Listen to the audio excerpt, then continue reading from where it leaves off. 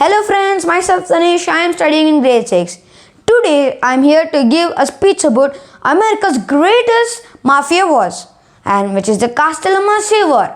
I know it's a bit hard to pronounce, but we have to manage it. So this war was a war between two mafia families, which was led by Joe Masseria and Salvatore Maranzano. And Joe Masseria's gang were only exposed because Joe Masseria was a boss who wanted to flex and everything. And so Joe Masseria's gang, we only have one known member, who is Charles Lucky Luciano. And no, so how did this start? How did the war end? You see, the war started with bootlegging. So this war was basically a competition between youngsters who prefer more forward way of mafia between the old people who have been doing mafia in generations and refuse to do business with others. And in this 1971, around this period, around 1929 to 1931, there was ban for alcohol. You know, the ban for alcohol is as effective as the ban for drugs today. And as the ban for alcohol, many mafia started to produce alcohol, which is known as bootlegging. Okay, so today's new word is bootlegging. Bootlegging means putting something illegally. Okay, now we are talking about alcohol. Yeah. So in that, Joe Masseria and Salvatore Maranzano was having a very great fight. In this, Joe Masseria, who was a straightforward thinker, asked Charles Lucky Luciano to help him. And Luciano, not wanting the war to continue forever, he spoke a deal with Maranzano. He said, if we hand over Joe Masseria to you, will you stop the war? And so Salvatore Maranzano said, of course. And in this, Salvatore Maranzano were waiting in a hotel when the Joe Masseria and his Charles Lucky Luciano already came with bodyguards. Since Charles Lucky Luciano already said his guards to be alert, and he already disclosed the matter with Masseria, Joe Masseria asked for his last meal in the hotel. But however, Salvatore Maranzano had other plans, and he aligned bunch of guards hidden, which are known as snipers, which you might seen in many movies.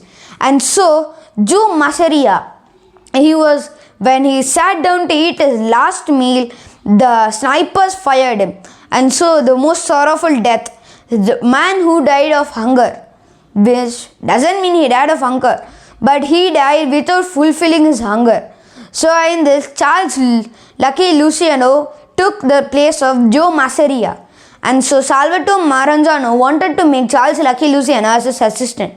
But Charles Lucky Luciano, being himself, was plotting something.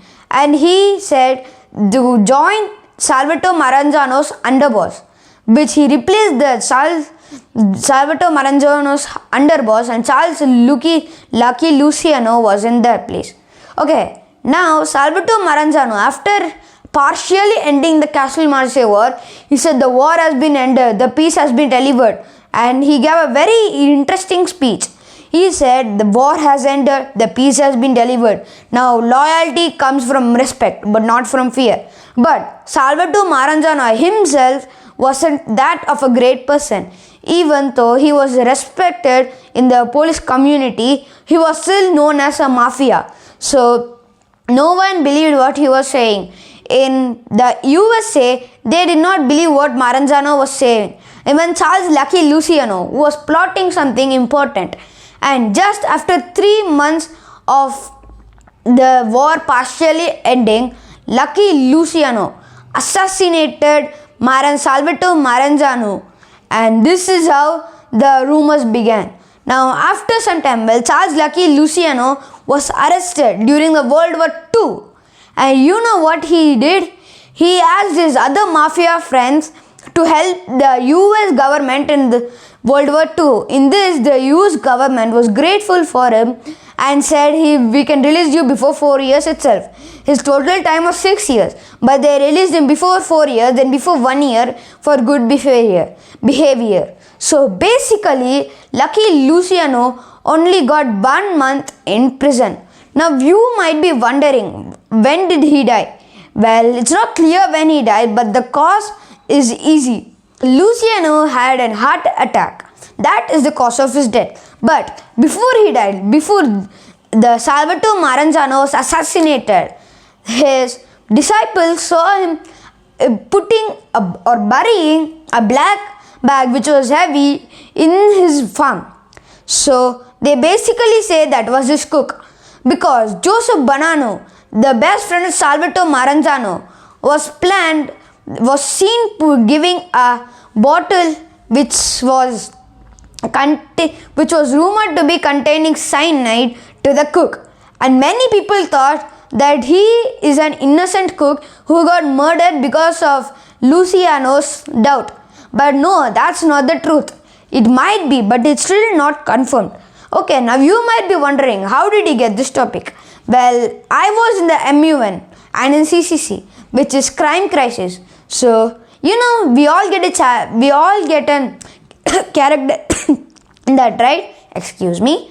We all get a character in that, right? And I got a character whose name was Frank Costello. Now, I'll be giving him a biography. So, basically, Frank Costello was a genius person who was very great at alliances, and he was very great at the underworld crime. And even for when he was in his peak, they said he was the king of the underworld, or who's known as God of the underworld. Thank you.